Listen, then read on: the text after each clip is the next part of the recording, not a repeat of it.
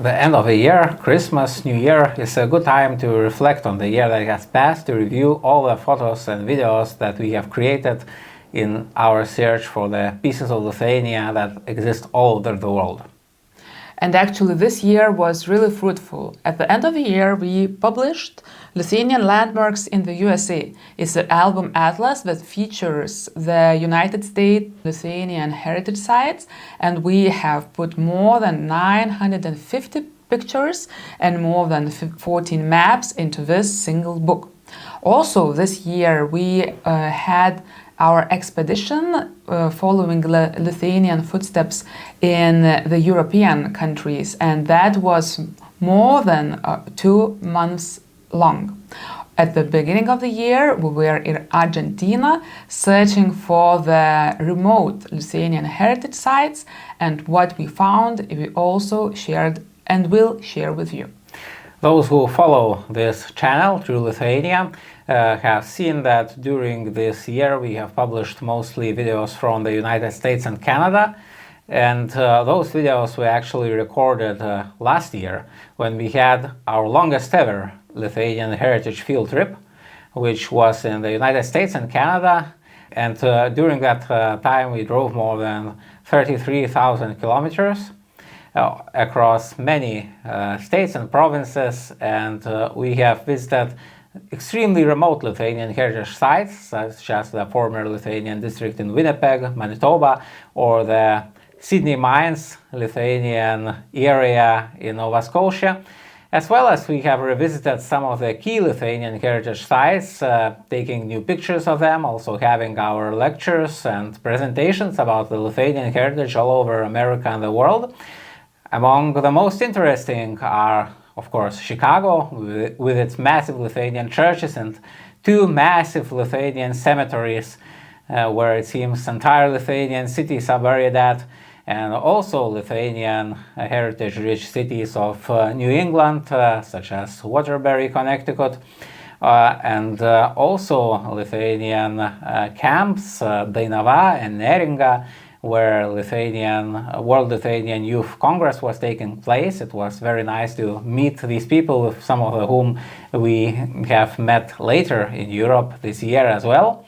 Also Grand Rapids, with its best surviving Lithuanian district in America, with 3 operating Lithuanian clubs, so each more than 100 years old, as well as a Lithuanian church and 2 cemeteries, and much, much more. A lot of that has been already shown on this YouTube channel in the form of interviews of Lithuanian Americans who safeguard and who had created these sites. And also even more was shown in Lithuanian language. If you speak Lithuanian, you can follow our other YouTube channel, Gabalėliai Lietuvos, where there are movies about each Lithuanian heritage-rich area of the United States.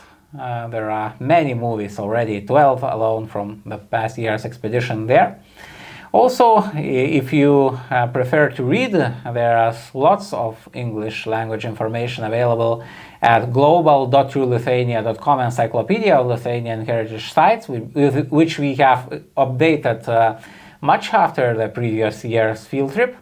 And also in our map of Lithuanian heritage sites in America at map.truelithuania.com.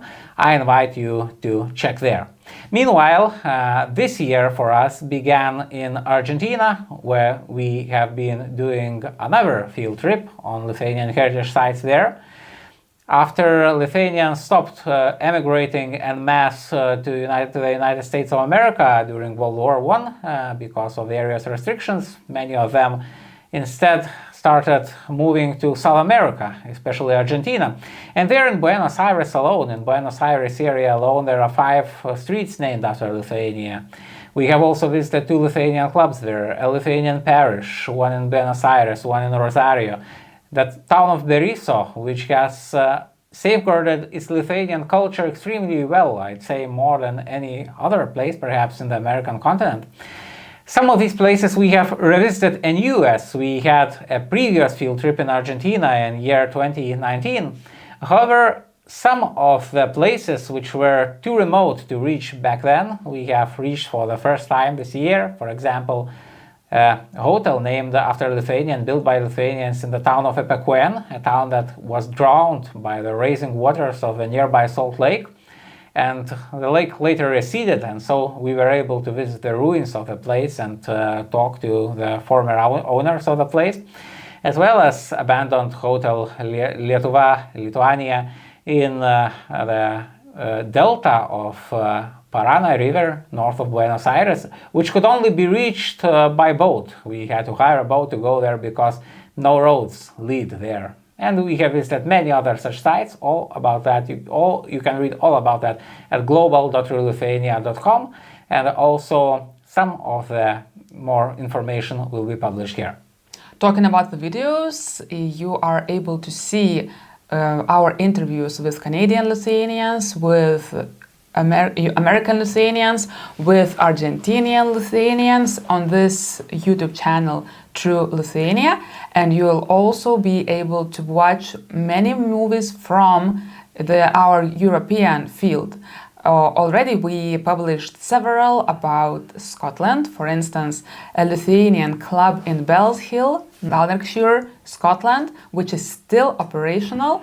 Also about the Lithuanians who settled in Scotland, and some of them were actually lied to, and we are told that you are going to America and you live in America. A field trip across the European continent began in Paris. Paris is famous as a kind of art capital of the world, especially it was so over a century ago. So many famous Lithuanian artists ended up there. Some of them are buried there. We have found their graves, and all these locations will be shown at global.truelithuania.com.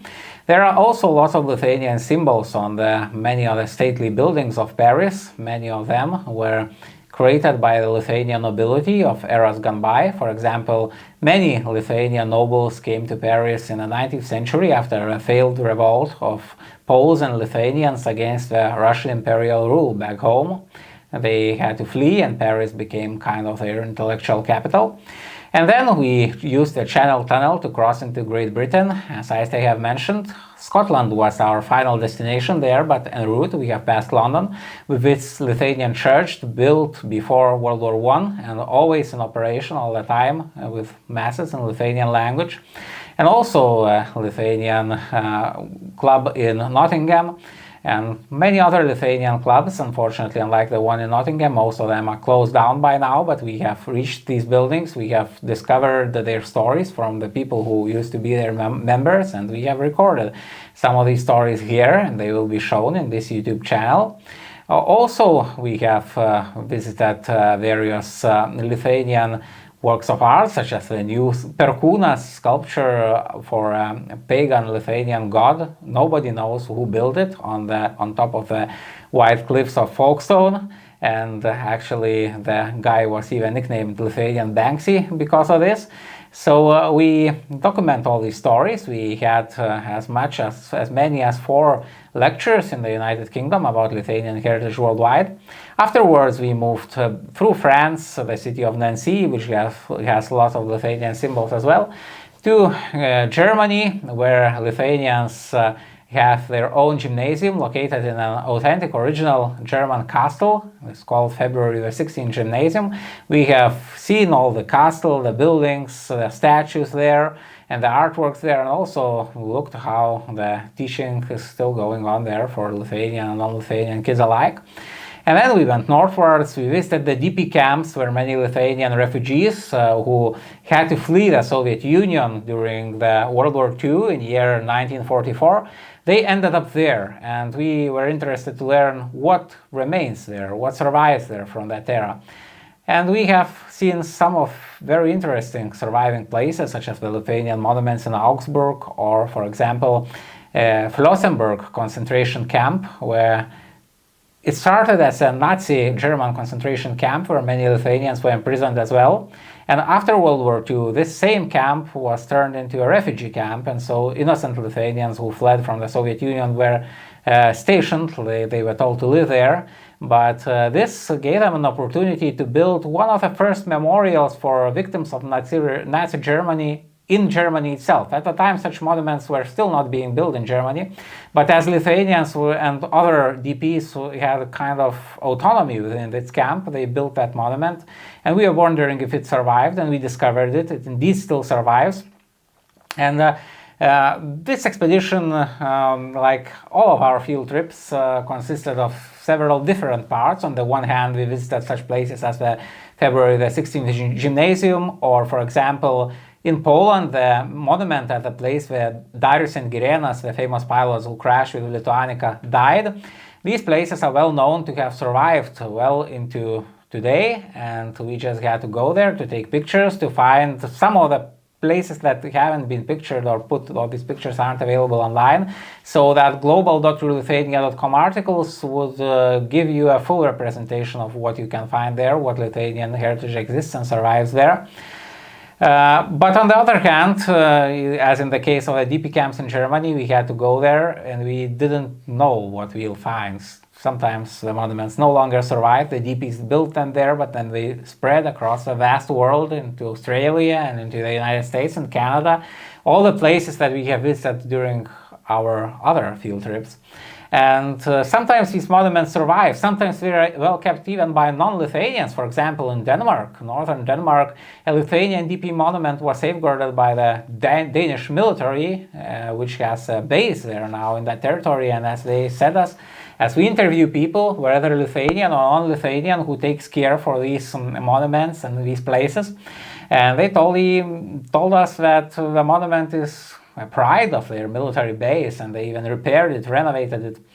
One of the most interesting places was the Punsk Seinai area in Poland, or Punska Seinai, as it would be known, as these places are known in Lithuanian, where in places Lithuanians are the majority of population, and in this small area, even though there are just several thousand of Lithuanians living there, they actually managed to open and operate 5 museums. They have built more Lithuanian monuments than anywhere in Lithuania in a region or town of a comparable size. So it was very impressive to go there and to hear the unique stories about Lithuanian partisans who moved through the area from Lithuania to the Western world, passing the information. And then we have visited the Grand Duchy of Lithuania sites in eastern Poland. Also, the Lithuanian memorials in Hungary, which were uniquely built while Lithuania was still under Soviet occupation, but there were still some ties between Lithuania and Hungary, and so some artists could come and build Lithuanian monuments there. Austria, with more monuments dedicated to Lithuanian mythology than any other European country, or even perhaps country in the world, and famous Lithuanian burials there, and as well in Switzerland, where the signatory of the Declaration of Independence of Lithuania, Jurgis Šiaulys, is buried in Lugano. And Switzerland is unique in terms of modern-day Lithuanians marking the sites that are important to Lithuanians by commemorative plaques. We are very glad that they have done it, so we visited all these places. It was very easy to discover them, knowing that they have been already discovered and marked by the Lithuanians of Switzerland. And then we visited Italy and the Vatican and the famous Lithuanian chapel within the very heart of Roman Catholic faith, the St. Peter's Basilica in Vatican in particular, and also the Pontifical College, Lithuanian Pontifical College, which is a massive building housing Lithuanian priests in Rome, and also a Lithuanian burial chapel at the famous Verano Cemetery. So Rome is one of the places that is that is the richest in Lithuanian heritage in Europe, and we were also in northern Italy, where we were interested to discover such places as Sala Lituania, a unique Lithuanian art-inspired room created by 2 people, one of them a Lithuanian priest and another one an Italian cardinal who worked in Lithuania before the Soviet occupation. So we have learned all the stories behind these places. We have put them to global.truelithuania.com website, and even more is available in Lithuanian language at istorijos.gabalėliai-lietuvos.lt, where we have our expedition diaries, and also some of the videos are in English. They will be shown in this channel, and those videos that are in Lithuanian, there will be 17 in total of them, each dedicated to a particular area of Europe and Lithuanian heritage there, these will be at our sister channel, Gabalėliai Lietuvos, and they will be shown in Lithuanian language. Expedition was not just it, because all the time we had to actually be preparing this book, Lithuanian Landmarks in the USA. So this book has more than 14 maps of the Lithuanian America, as well as almost 1,000 images we have taken during our field trips from 2017 to 2024. And the book consists of 6 chapters, each of them dedicated to a vast region of the United States of America. For example, this is a chapter on Mid-Atlantic region, and there is an introduction. Everything in this book was available in English, is also available in Lithuanian. It's completely bilingual, and you can see at each chapter a map of the Lithuanian heritage sites, Lithuanian churches, cemeteries, clubs, monuments, and so on in that area.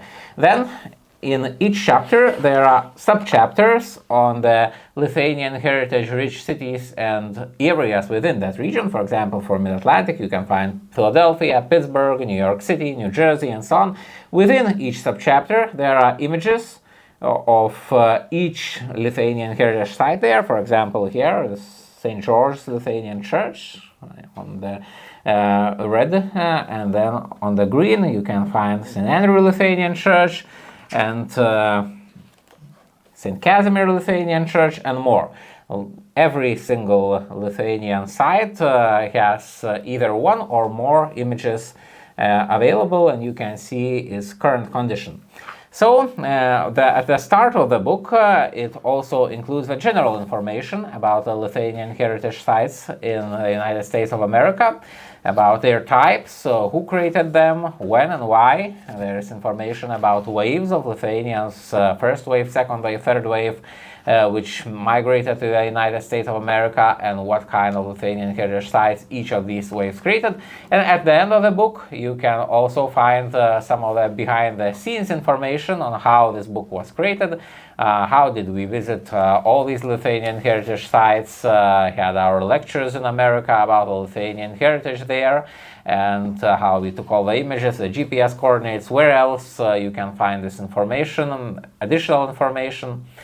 And moreover, as the expeditions were taking over 7 years, we already witnessed some change, sometimes for the good and sometimes for the bad. So there are comparisons which sites have improved, which unfortunately declined during this period. So all of that is available within this book. There is information on how you can buy it here. Find that information. If you want to have this book shipped even to the United States, that can easily be done. So also please use the link which is provided and read more about the information how this book can be purchased in the United States. In this YouTube channel we also have been creating these videos, Lithuania drone tours. You can comment what you think about them. The idea is that each video is a short drone flight by me over some of the prettiest Lithuanian sites, and while there are all these views of these Lithuanian towns and natural locations, you can hear a commentary about the history, about the sites, the culture, and everything else what's behind them. So these are kind of virtual tours at the same time as drone footage of impressive videos of Lithuania. So I invite you to watch them. You already have about 20 of them, and we hope we will include some more next year. Stay tuned, and we'll have so much more to show you. If you want to be the first ones to find everything out, please follow this YouTube channel, True Lithuania. Also, please click like button. It helps the YouTube algorithm to show it to more people. Comment, ask questions, we will gladly answer them. Give us suggestions what we also should research.